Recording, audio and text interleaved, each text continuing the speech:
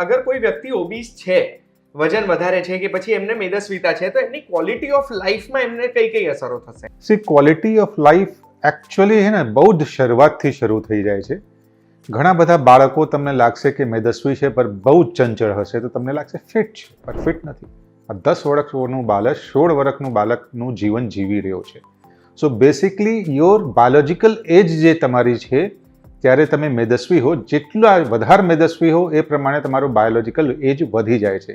એક 30 વર્ષનો પુરુષ જેનું વજન 80 કિલો થવું જોઈએ, અગર એ 125 કિલોનો છે તો પ્રેક્ટિકલી 45 વર્ષના પુરુષનું જીવન જીવી રહ્યો છે. એનો મતલબ કે અગર ઓબેસિટી છે તો તમારી એજ વધારે થઈ ગઈ છે. યસ. અને એટલે લાઈફ સ્પેન ઓછી થાય જાય. કે તમે ઓબેસિટી લોસ કરશો, મેદસ્વી ના થાવ તો તમારા લાઈફ સ્પેનમાં 5 થી 10 વર્ષ જોડાઈ જાય છે.